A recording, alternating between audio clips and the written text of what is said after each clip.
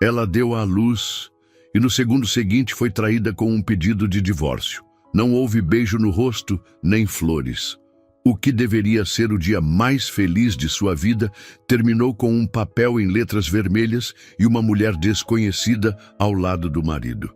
Mas o mais chocante nem foi o pedido, foi a reação dela. Antes de continuarmos, se inscreve no canal, deixa o like e comenta aqui embaixo de qual cidade você está assistindo. Como uma mulher consegue permanecer em silêncio diante da dor mais profunda? Como é possível ser traída no exato momento em que dá vida a um filho e não se desmanchar? A resposta está onde poucos enxergam, na força silenciosa de quem já chorou demais por dentro. Isolda não gritou, não implorou, não implodiu. Porque naquele instante ela compreendeu que o amor que sentia era só dela e que agora tinha outro ser frágil para proteger. A luz branca do hospital refletia no rosto pálido dela enquanto segurava o filho nos braços, enrolado numa manta branca. Isolda estava sentada na cama, usando uma camisola azul clara, os olhos marejados e fundos, mas sem lágrimas escorrendo. Robson entrou apressado, terno azul, sem gravata, segurando um papel. Não disse parabéns, disse apenas assina e estendeu o braço com o documento. Juliette entrou logo depois, um vestido vermelho justo, cabelo loiro perfeitamente ondulado, e uma expressão neutra, quase satisfeita. A mão dela tocava a cintura de Robson como quem diz, ele agora é meu. Era como se Isolda estivesse invisível, exceto pela criança que chorava entre os braços dela. O contraste entre a dor e o egoísmo naquela sala era brutal. Isolda olhou para o papel. Em letras grandes, a palavra divórcio manchava o centro da folha como sangue frio. O silêncio dela não era aceitação, era cálculo. Era uma mulher desfeita por dentro que escolheu não quebrar por fora. Porque ela sabia. Aquele momento ainda não era o fim. Era só o primeiro corte da história que viraria notícia. O tempo pareceu parar naquele quarto de hospital. Isolda permanecia sentada, abraçada ao bebê, que ainda dormia sereno, alheio ao caos sutil que começava a se formar.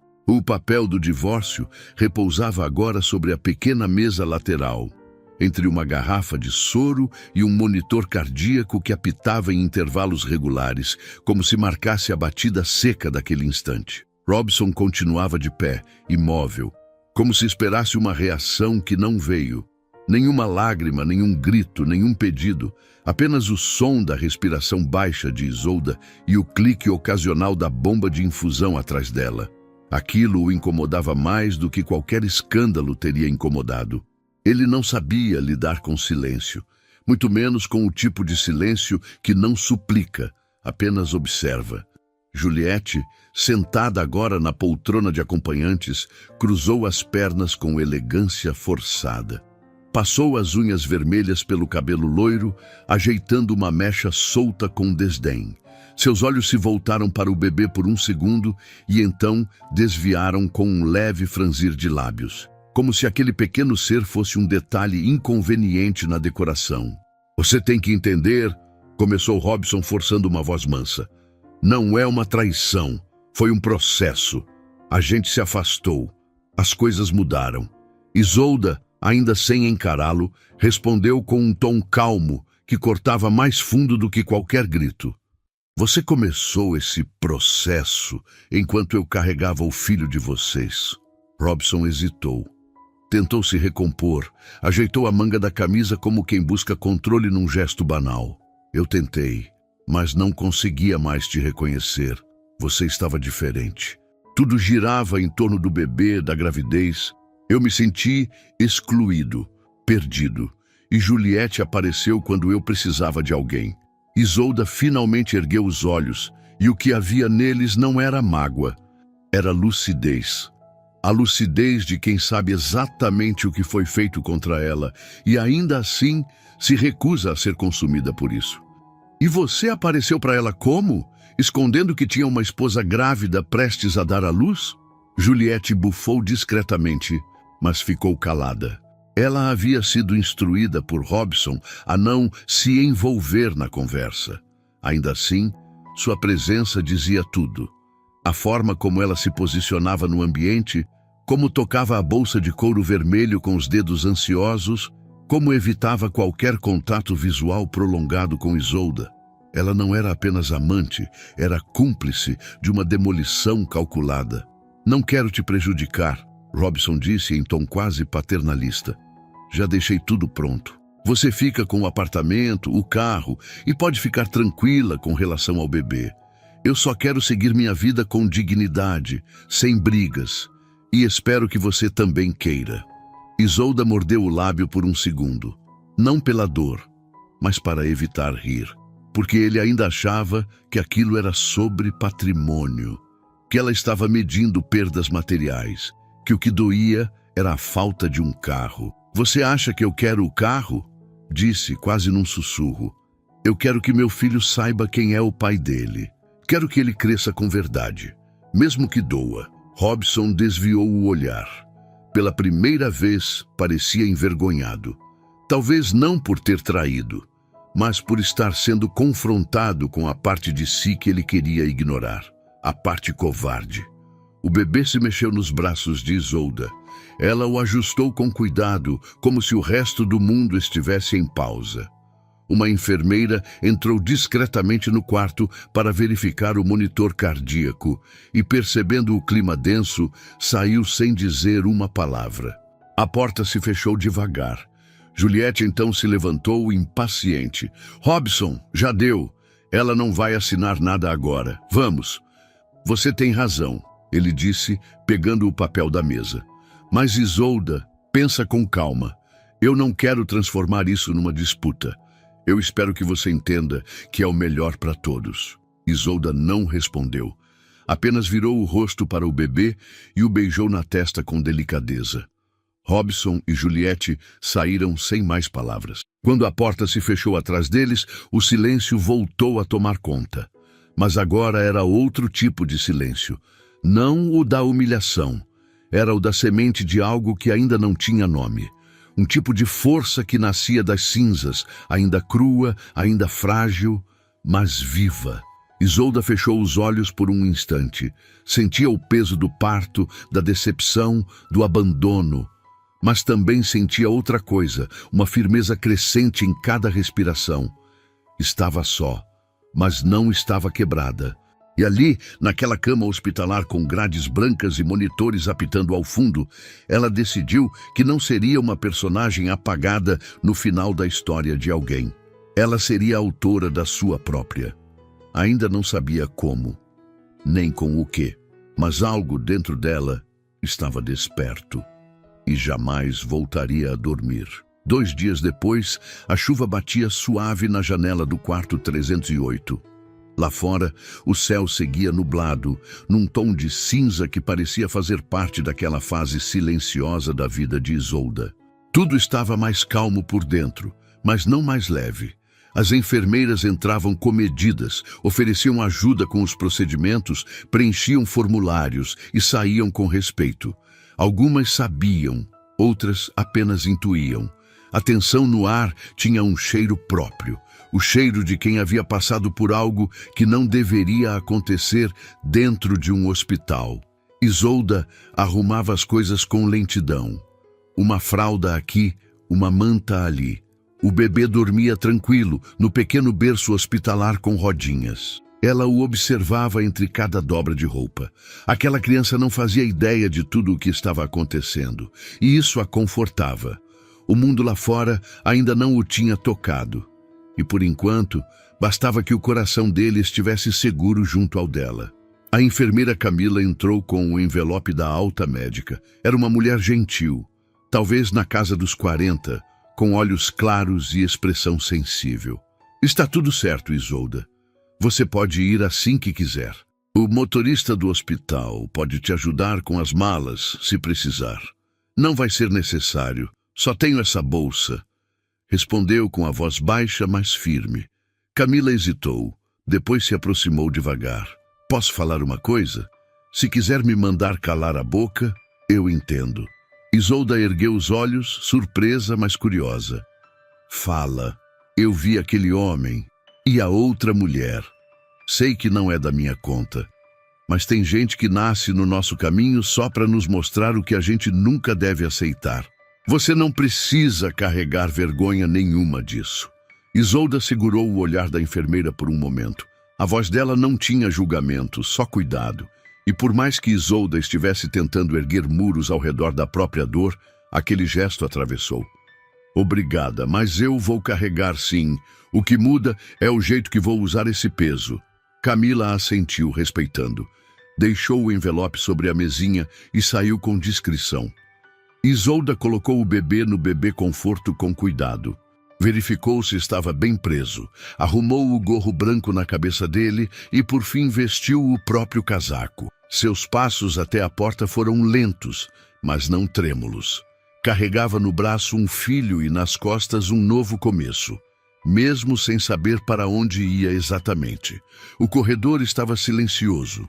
O som de seus sapatos ecoava levemente no chão encerado. Ao passar pela recepção, recebeu um aceno da recepcionista. Mas ninguém veio buscá-la. Robson não ligou. Juliette não enviou recado. Ninguém ofereceu carona. E tudo bem, porque era exatamente assim que precisava ser.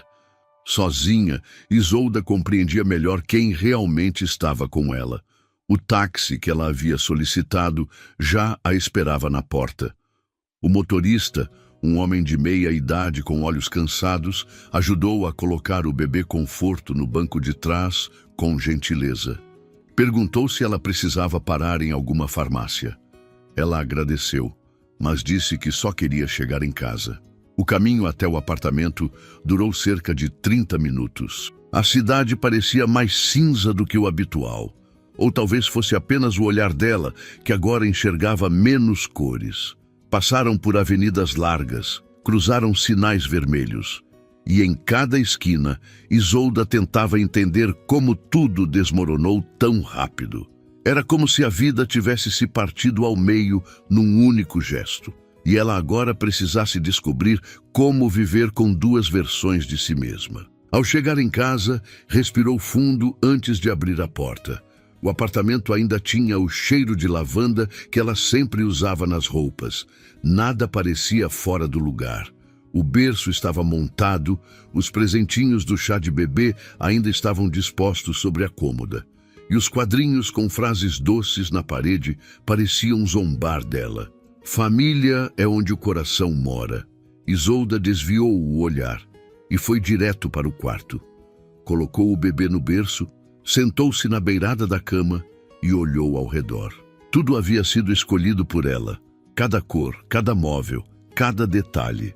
Robson não se envolveu em nada, mas gostava de fingir que era um pai participativo quando os amigos estavam por perto. O teatro acabou. E com ele veio uma sensação libertadora, mesmo em meio à dor. Pegou o celular. 40 mensagens não lidas.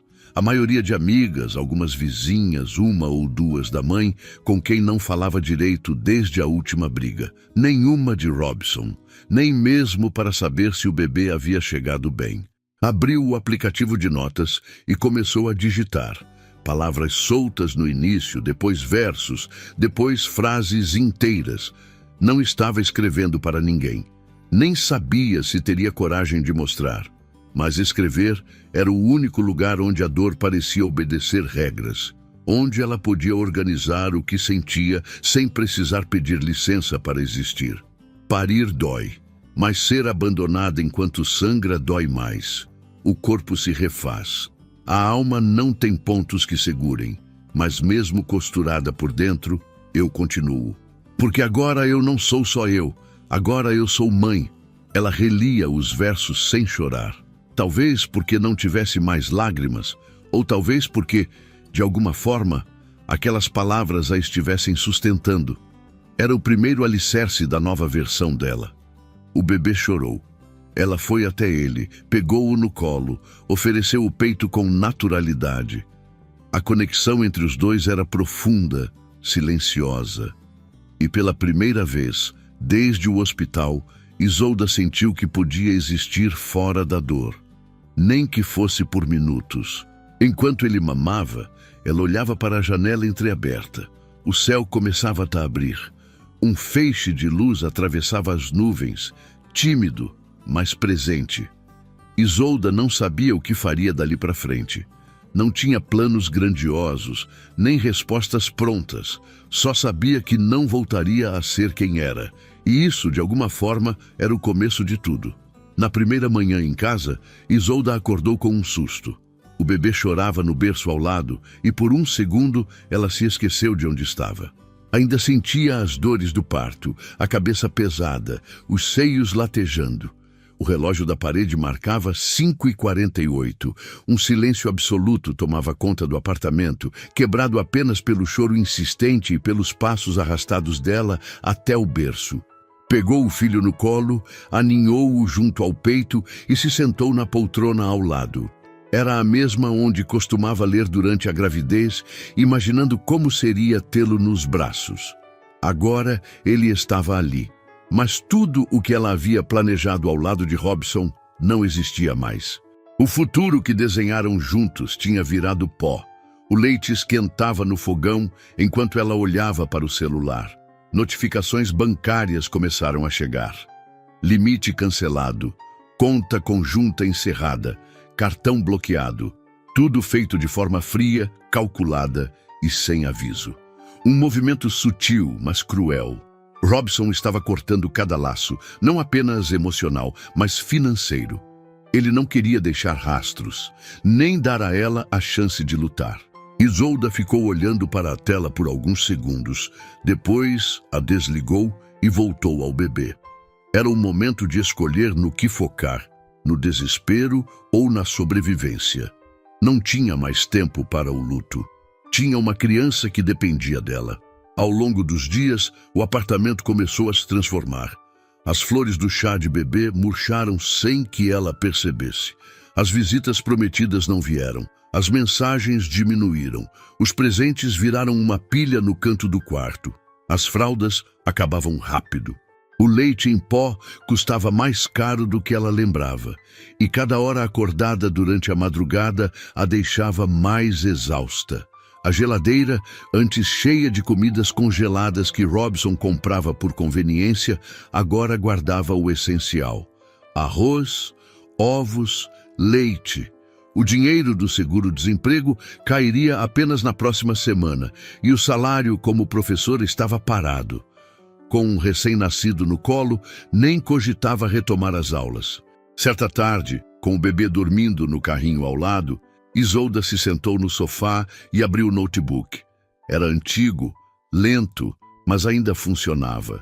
Criou uma nova pasta, nomeou como "Coisas que preciso tirar de mim" e começou a escrever. Não sabia se seria um livro, um diário, um desabafo, mas precisava colocar para fora o que estava acumulado. Escreveu sobre o hospital, sobre o papel com a palavra divórcio em vermelho, sobre o silêncio cortante de Robson, sobre a presença gelada de Juliette, sobre o olhar do bebê que a impedia de afundar. Escreveu sem pontuação, sem censura, sem planejamento. Apenas despejou o que estava guardado. Quando parou, 2 horas haviam passado. O bebê ainda dormia. E pela primeira vez em dias, ela respirou com menos dor. Não porque tinha resolvido os problemas, mas porque havia tirado parte deles de dentro de si. No fim da tarde, foi até o mercado da esquina. Levava o bebê no sling, o corpo ainda dolorido do parto, mas o olhar atento. Pegou leite, pão, sabonete e fraldas. A moça do caixa olhou para ela com uma mistura de curiosidade e pena. Isolda pagou em dinheiro, contou as moedas e saiu em silêncio. Sabia que estava sendo observada. Mulher recém-parida, sozinha, com o olhar cansado. Era fácil julgar quem não conhecia os bastidores. No caminho de volta, passou por uma banca de jornais. Na capa, uma celebridade sorria ao lado do marido com a legenda: "A beleza da maternidade e o poder da união."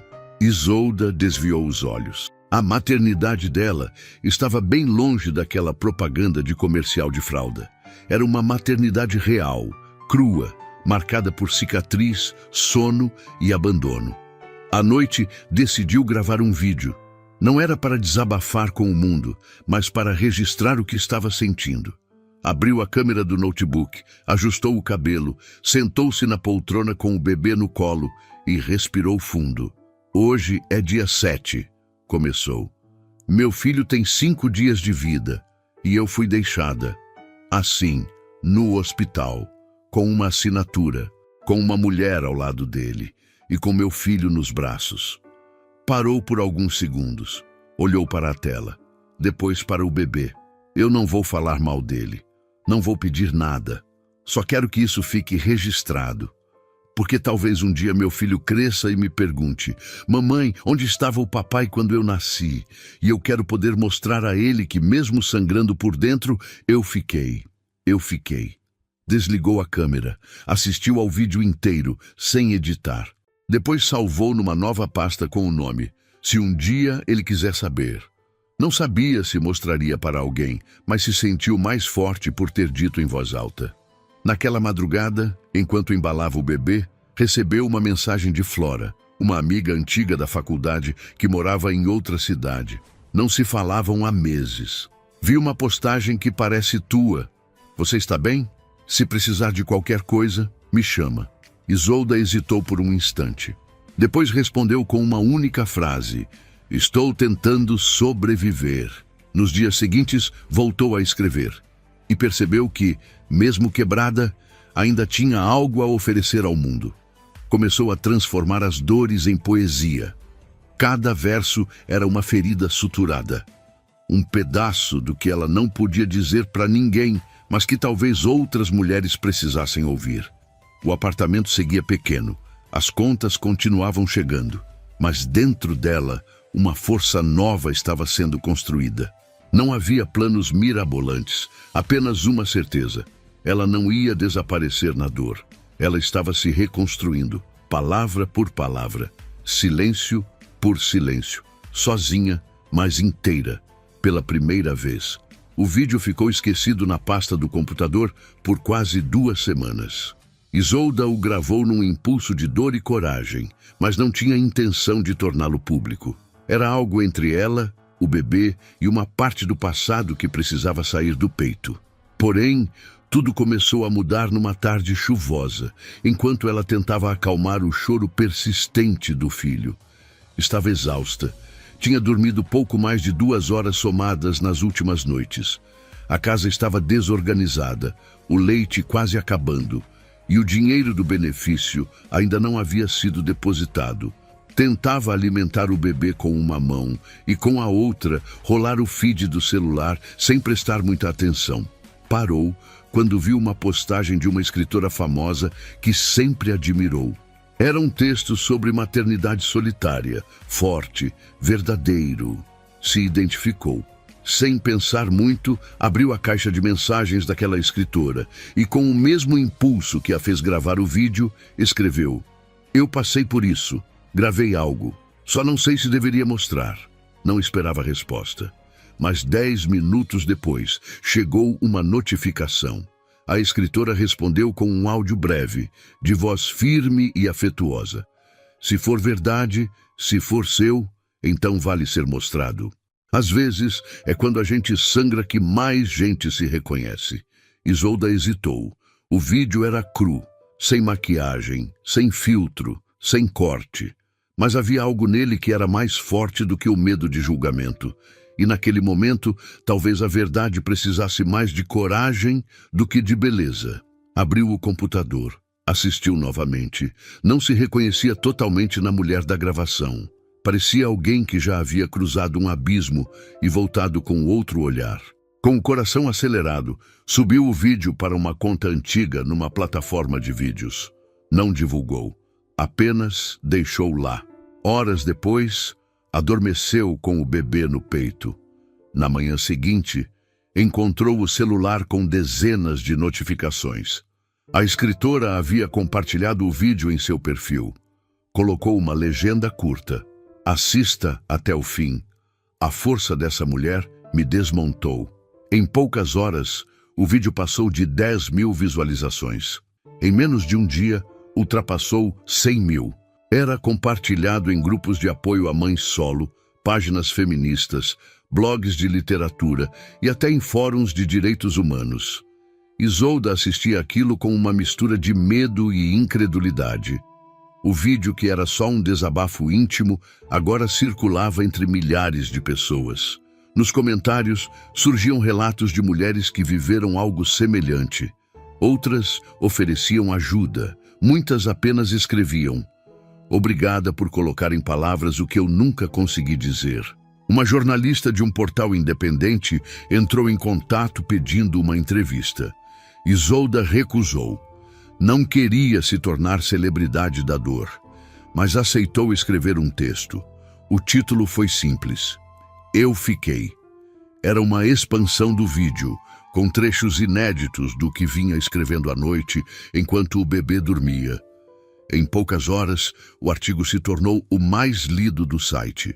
Dias depois, foi convidada para participar de um podcast sobre maternidade real. Ela topou com receio, mas foi. Gravou de forma remota, com a câmera tremendo levemente e o filho no colo. Falou com sinceridade. Não havia frases ensaiadas, nem discursos prontos. Só uma mulher que havia sido traída no momento mais vulnerável da vida e sobreviveu. O episódio viralizou, e com ele o nome de Isolda se espalhou pelas redes sociais. Flora, a amiga da faculdade, reapareceu com frequência. Começou a ajudá-la a organizar os e-mails, as mensagens, as ofertas. Era muita coisa. Editoras queriam publicar os textos dela. Produtoras sondavam para comprar os direitos da história. Influenciadoras queriam entrevistar, usar como exemplo de resiliência. Mas Isolda impôs um limite. "Eu falo, eu escrevo, mas não vou posar de mártir, nem vou entregar meu filho ao espetáculo." Flora entendeu e se tornou quase uma empresária improvisada, ajudando a filtrar o que valia a pena. Isolda começou a organizar os textos, revisar os poemas. De repente, o que era apenas sobrevivência virou projeto. Um livro. Um conjunto de vozes que se calaram por vergonha e que agora ela queria representar. Numa noite qualquer, recebeu uma mensagem inesperada. Era da mãe de uma ex-aluna. Ela dizia: "Você deu aula para minha filha. Hoje ela é mãe também. Assistimos seu vídeo juntas. Nunca pensei que fosse aprender tanto com quem ensinou a ela. Obrigada." Isolda chorou. Sozinha na cozinha, com os cabelos presos de qualquer jeito e o avental sujo de mingau, chorou, porque tudo ainda era difícil. A solidão, as contas, as madrugadas. Mas agora existia algo mais. Um caminho, uma força que ela mesma não sabia que tinha. E aquele vídeo, nascido do cansaço e do luto, havia se tornado um farol para muitas mulheres à deriva. Ela não se sentia mais invisível. E isso mudava tudo. Aos poucos, começou a refazer a casa. Tirou os quadrinhos da parede que falavam de amor romântico. Colocou outros. Um deles tinha uma frase escrita à mão: "A dor me partiu, a escrita me colou." Era o retrato mais honesto daquele momento. Isolda não havia superado tudo, mas estava, com cada palavra, costurando uma nova versão de si. Uma que não pedia mais licença. Uma que sabia, enfim, que não precisava de ninguém para se levantar. Só precisava se permitir existir. E agora, milhares de pessoas sabiam disso também. Naquela manhã, Isolda acordou antes do bebê. O céu ainda estava escuro, mas a mente dela já não conseguia repousar. Pegou o celular e abriu o e-mail como fazia todos os dias, sem esperar nada, apenas por hábito. Mas havia uma nova mensagem, vinda de um domínio que ela reconheceu na hora: Aurora Editorial, uma das casas mais respeitadas do país quando o assunto era literatura feminina. O assunto do e-mail era direto: "Seu vídeo nos alcançou, seu texto nos tocou. Podemos conversar?" Isolda sentiu um frio subir pela espinha, relutou por alguns segundos antes de clicar. Leu a mensagem inteira, 2 vezes. A diretora editorial, Mariana Vidal, dizia que havia assistido ao vídeo viral, lido os poemas publicados e que a editora estava interessada em transformar aquilo em um livro. Mas não apenas uma coletânea de textos. Queria algo pessoal, real, forte. Queria a Isolda inteira ali dentro. Ela largou o celular no colo, sem saber o que sentir. Passou a mão nos cabelos, olhou ao redor do apartamento silencioso e se perguntou se era verdade. Talvez fosse só mais uma tentativa de explorar sua dor. Talvez fosse sério. Talvez ela estivesse sendo testada. De novo, ligou para Flora. "Atende, por favor", sussurrou com o celular colado ao ouvido. Na terceira chamada, Flora atendeu com a voz rouca. "Tá tudo bem? O bebê?" perguntou assustada. "Recebi um e-mail da Aurora Editorial", respondeu quase sem voz.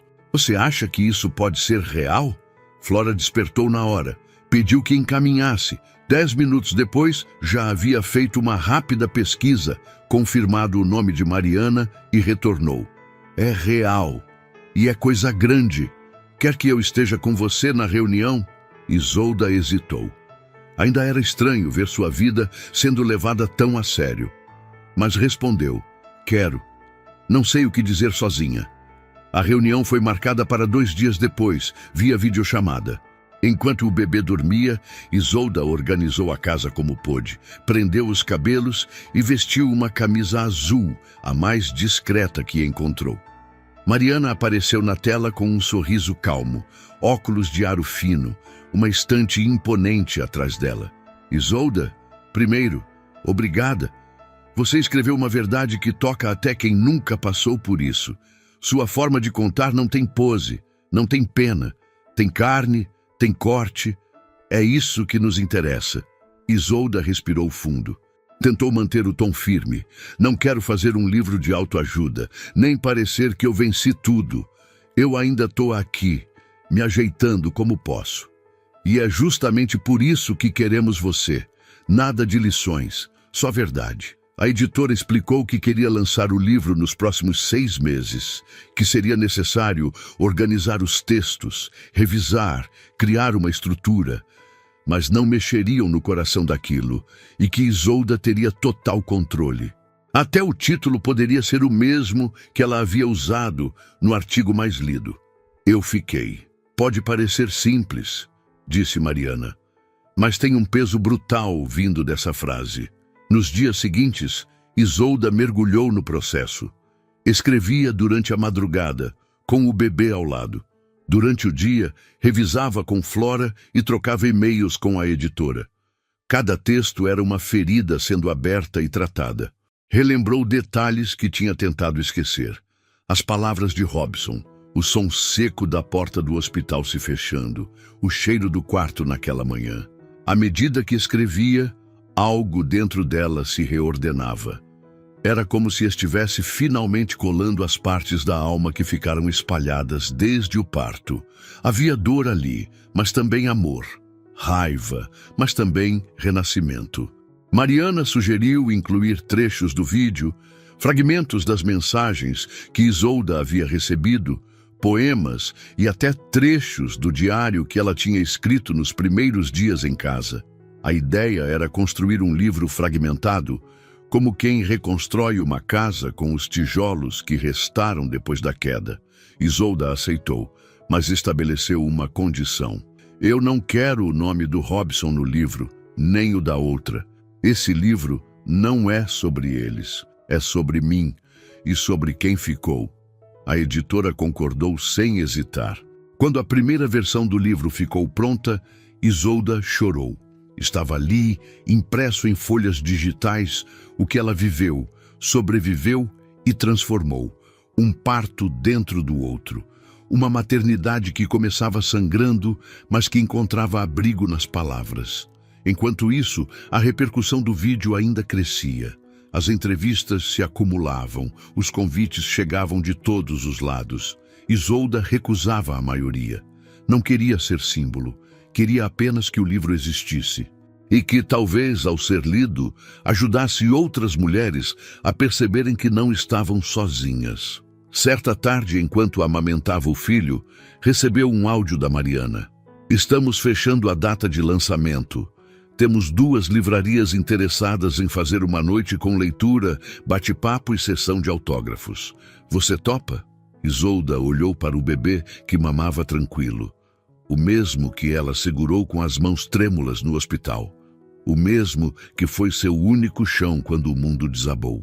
Eu topo, respondeu em voz baixa, mas só se ele puder estar comigo no palco. A editora sorriu do outro lado da linha. Ele é a razão do livro existir. Vai estar na capa se você quiser. Isolda não respondeu na hora. Apenas olhou para o filho e sentiu que, mesmo sem dizer nada, ele entenderia. O livro nascia como o filho nasceu, em dor, mas também em beleza, em força, em silêncio que se recusava a continuar calado. E Isolda, agora, não escrevia mais só por sobrevivência. Escrevia porque havia entendido, palavra por palavra, que ainda era dona da própria história. E essa história estava apenas começando a ser lida. O nome de Isolda aparecia com frequência nas redes sociais. A primeira tiragem do livro esgotou em menos de uma semana. Livrarias lotadas, mulheres emocionadas, homens calados em cadeiras do fundo, mães que vieram com os filhos no colo, adolescentes que compraram o exemplar para presentear as próprias mães. Eu fiquei virou mais do que um título, virou confissão coletiva. Mas para Robson, aquilo tudo era incômodo. Um incômodo que crescia à medida que seu nome era sussurrado por colegas de trabalho, clientes e até vizinhos. Embora Isolda nunca o tivesse citado publicamente, todos os que conviveram com eles sabiam. Sabiam da cena no hospital, sabiam do abandono, sabiam da mulher loira de vestido vermelho. No início, ele tentou ignorar. Disse a si mesmo que era apenas uma fase, que Isolda estava se aproveitando da situação. Mas quanto mais ignorava, mais sentia a pressão aumentar. Um contrato com uma empresa foi suspenso. Uma marca pediu para rever a campanha onde ele aparecia. Mensagens secas começaram a chegar. Não queremos nos associar à sua imagem no momento. Foi então que Robson decidiu se manifestar. Através de um advogado, enviou para Isolda uma notificação extrajudicial. Exigia a retirada do vídeo da internet, o recolhimento dos livros e a publicação de um esclarecimento público de que ela nunca havia sido citada por ele nominalmente no pedido de divórcio. Tudo em nome da preservação da sua reputação profissional e pessoal. Quando Flora leu o documento em voz alta, Isolda não reagiu de imediato. Estava sentada na mesma poltrona onde amamentava o filho à noite, agora já maior, com olhos atentos a tudo. Ele quer que eu me desculpe por contar o que vivi, disse finalmente. Ele quer que você apague sua história, respondeu Flora. Isolda levantou-se devagar, foi até a estante onde guardava um dos primeiros exemplares impressos. Abriu numa das páginas em que descrevia, sem nomes, a cena no hospital. Leu em silêncio. Depois, voltou o olhar para Flora. Não tem uma palavra mentirosa aqui, nem ofensiva, só verdade. O advogado de Isolda, indicado pela própria editora, elaborou uma resposta firme, técnica, precisa. Isolda não tiraria nada do ar e não precisava se retratar, porque nunca disse o nome de Robson, nem fez insinuações diretas. O que havia no livro e no vídeo eram experiências vividas, sentimentos, relatos. E isso, por mais que doesse a quem se sentisse atingido, era incontestável. Sem conseguir calá-la por vias legais, Robson tentou usar as redes sociais. Fez um vídeo bem produzido, com fundo neutro e frases decoradas, tentando se mostrar como pai presente, homem em reconstrução, vítima de cancelamento sem provas. Mas bastaram algumas horas para que a reação viesse, não de Isolda, mas do público que já conhecia a verdade no silêncio dela. Usuários começaram a publicar trechos do livro, comparando com as frases vazias de Robson. Outros contaram o que viram no hospital, como ele entrou com uma mulher ao lado, entregando um papel de divórcio, enquanto Isolda ainda segurava o filho recém-nascido. A rede se movimentou rápido, e dessa vez, ele foi quem teve que se calar. Juliette, a mulher que o acompanhava naquele dia, também desapareceu. Não houve novos posts, nem fotos juntos. Um perfil fechado, depois excluído. Talvez não tivesse suportado o peso de ser vista como cúmplice de uma covardia. Isolda, por sua vez, permaneceu em silêncio.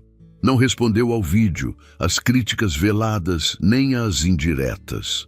Continuou cuidando do filho, revisando os exemplares da segunda edição do livro, escrevendo novos textos que nasciam de lugares menos doloridos. Mariana, da editora, a chamou para uma conversa por vídeo. Estava animada. Você tem noção do que está acontecendo? Você transformou dor em literatura. O livro já é estudado em grupos femininos, clubes de leitura e vai entrar numa universidade como material obrigatório. Isolda sorriu. Um sorriso pequeno, mas genuíno. Eu só queria conseguir pagar as contas.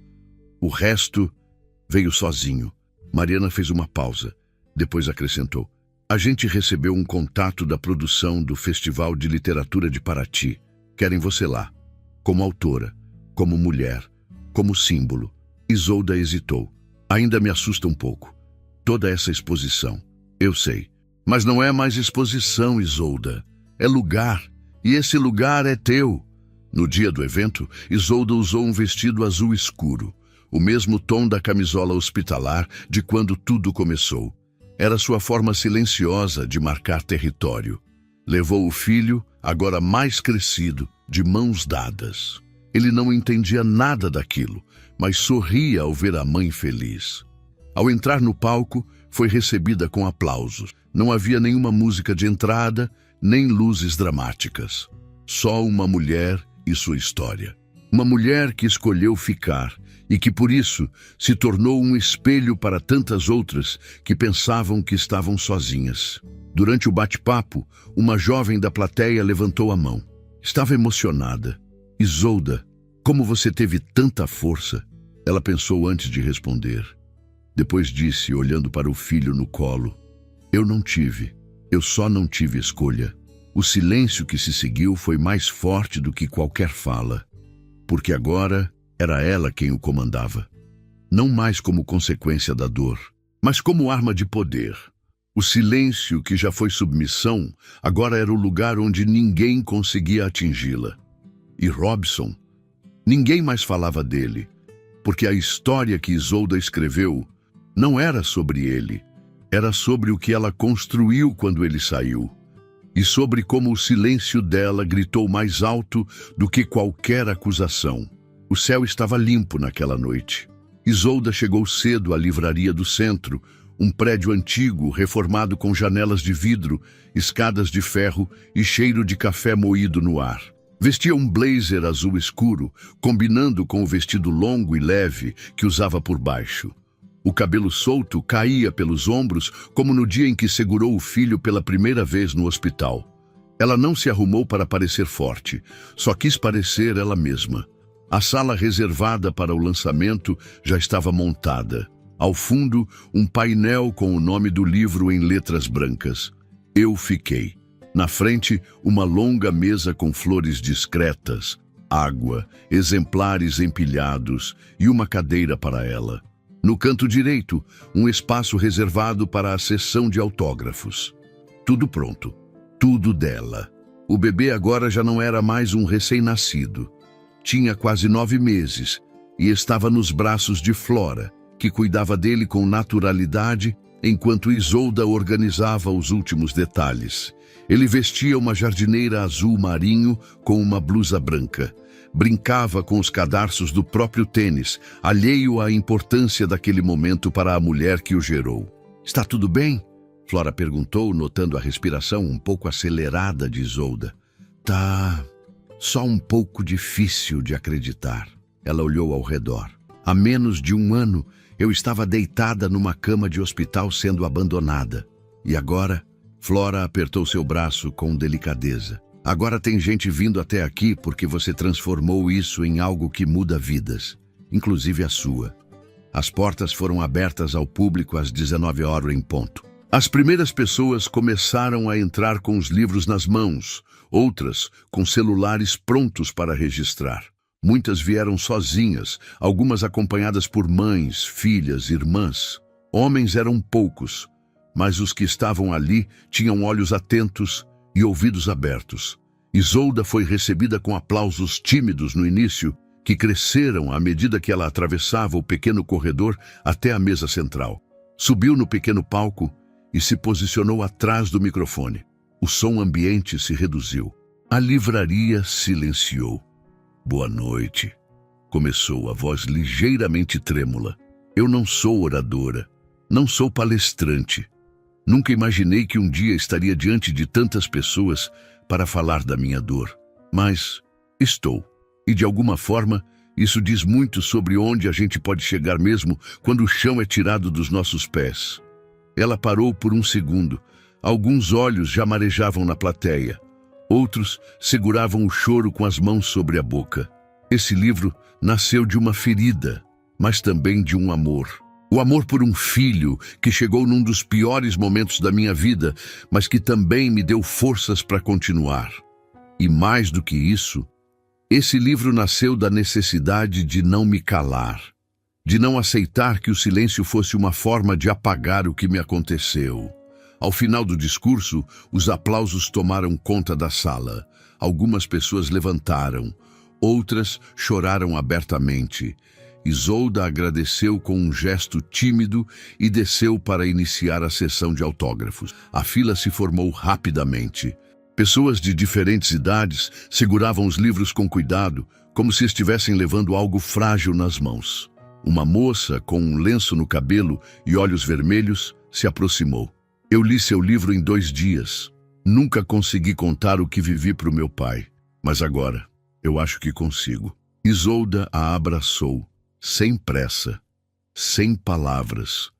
Outra senhora, com mais de 60 anos, trouxe uma edição marcada por post-its e anotações. Eu sou de uma geração que aprendeu a engolir tudo, mas depois de ler você, percebi que ainda tenho tempo de cuspir algumas coisas para fora.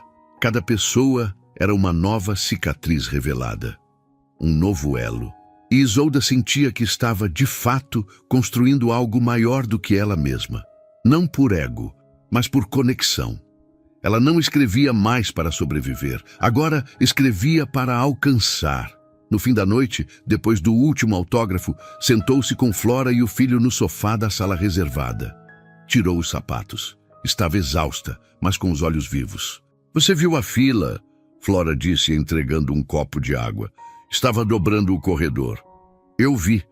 Mas sabe o que mais me mexeu? Isolda disse, olhando para o filho dormindo nos braços dela.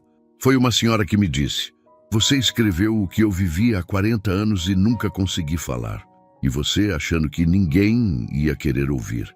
Eu achei que eu era só mais uma mulher deixada. Você é, Flora respondeu. Mas é uma mulher deixada que ficou. E que agora faz outras ficarem também. A editora Mariana se aproximou com um sorriso aberto. Trazia nas mãos uma garrafa de espumante e 2 convites impressos. Temos mais 2 cidades confirmadas, Porto Alegre e Salvador. E tem algo a mais. Isolda arqueou as sobrancelhas curiosa. A Bienal de São Paulo quer você. Mesa principal. E querem que você leia um trecho do livro no encerramento. Por alguns segundos, ela não soube o que dizer. Não porque não quisesse, mas porque ainda aprendia a lidar com tudo que estava vindo. Então tá, respondeu. Mas eu leio só se ele estiver no palco comigo. Apontou para o bebê, agora adormecido, o rosto calmo sobre o peito de Flora. Mariana sorriu. Ele é parte do livro, parte da autora, parte de tudo. E ali, naquela sala simples de uma livraria iluminada, entre abraços, autógrafos e promessas de novos encontros, Isolda teve a certeza de que não estava apenas lançando um livro. Estava lançando um novo tempo. E nele, ninguém mais teria o poder de silenciar sua voz. O parque estava silencioso naquela manhã de domingo. As árvores balançavam lentamente ao sabor do vento, e as folhas, meio douradas pelo fim do inverno, cobriam parte do chão de pedras lisas. O sol filtrava seus raios entre as copas, projetando sombras desenhadas sobre os caminhos. Isolda empurrava o carrinho do filho com calma, usando um cachecol bege e um casaco de lã que herdara da mãe. O menino, agora com quase 1 ano, brincava com um bichinho de pelúcia preso à lateral, sorrindo a cada balanço do carrinho. Ela não precisava ir longe para lembrar de tudo o que havia vivido. Estava gravado em detalhes, não como ferida exposta, mas como parte do que agora fazia dela quem era.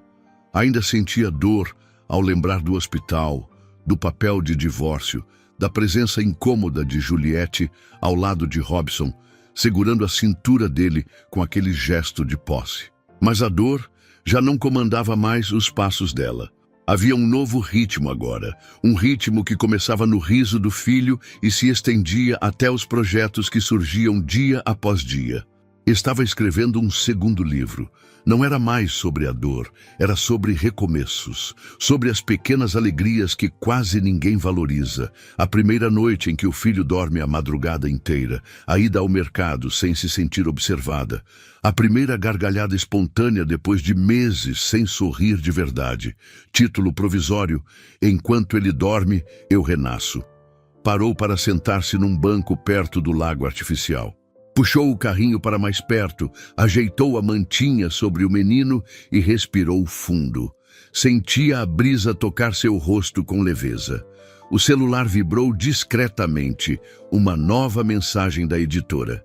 Mariana, a proposta da produtora chegou. Eles querem adaptar Eu Fiquei para uma minissérie. Perguntam se você quer opinar sobre o roteiro. Isolda sorriu sozinha, balançando levemente a cabeça. Nunca imaginou que um dia sua história poderia chegar à televisão. Menos ainda que isso aconteceria sem ela ter buscado. Aquilo só reforçava uma verdade, que agora era clara. O silêncio dela nunca foi ausência. Foi gesto de resistência. E isso estava sendo ouvido. Estava prestes a responder quando uma voz conhecida interrompeu seu foco. Posso sentar? Ela olhou para o lado. Era André, um dos pais do grupo de leitura da biblioteca onde ela havia feito uma palestra semanas atrás. Tímido, gentil, viúvo. Tinham trocado poucas palavras naquele dia, mas desde então ele começava a surgir com mais frequência. Uma mensagem aqui, uma pergunta acolá, sempre respeitando os limites dela. Claro, respondeu com um aceno, sorrindo. André se sentou ao lado, ajeitando a mochila no colo. Usava um casaco azul escuro e um gorro de lã. Os olhos castanhos claros, sempre atentos, foram direto para o carrinho. Ele parece tranquilo. Quando dorme assim, parece até que o mundo está em paz, disse Isolda. André assentiu com um sorriso discreto. Você já escreveu hoje? Ainda não, mas estou pensando em como começar um novo capítulo. Do livro ou da vida? Isolda o olhou por um segundo mais longo. Percebeu a intenção sutil da pergunta, mas não havia pressão. Era apenas alguém oferecendo presença, e isso era raro. Talvez dos dois. Ficaram em silêncio por um tempo, um silêncio confortável, diferente de tantos outros que ela conhecera. Não era o silêncio da ausência, nem da opressão. Era o tipo que permite respirar perto de alguém. O tipo que não exige nada. Sabe o que eu pensei esses dias? Ela disse, mexendo nas pontas do cachecol. Que muita gente acha que felicidade é voltar a ser como era antes. Mas eu não quero isso. Não quero me reconstruir igualzinha. Prefiro virar outra coisa, uma nova versão de mim. E tá conseguindo? Acho que sim. Não por mágica, mas por insistência. O menino se mexeu no carrinho. Abriu os olhos devagar e reconheceu a mãe. Esticou os bracinhos e sorriu com a boca toda. Isolda se abaixou e o pegou no colo, aconchegando-o contra o peito. André observava em silêncio. Havia algo de sagrado naquela imagem. Mãe e filho, sob a luz filtrada entre árvores, com o tempo inteiro diante deles. Ele é teu livro mais bonito, disse André baixinho. Isolda riu, um riso leve, honesto. É, e o mais difícil de escrever. Ficaram ali por mais alguns minutos. Depois se despediram. André seguiu por um caminho à direita, prometendo mandar uma crônica que escreveu, e ela voltou para casa empurrando o carrinho com passos firmes. O coração estava tranquilo. E isso, depois de tudo, era o maior presente. Em casa, o menino dormia novamente no berço. Ela aproveitou para sentar-se com o laptop no colo. Abriu o documento com o novo livro. Título: Enquanto ele dorme, eu renasço. Cursor piscando no topo da página em branco. Ela escreveu: Tudo começou numa cama de hospital, mas eu só descobri o que era recomeço quando parei de me explicar. A dor me ensinou, o silêncio me protegeu. Meu filho me levantou. E agora, finalmente, eu ando com os meus próprios pés. Porque quem fica, aprende a voar. Fechou o laptop, encostou a cabeça na poltrona e fechou os olhos por um instante. Não para fugir da realidade, mas para saborear o que havia conquistado. Robson nunca mais apareceu, nem Juliette.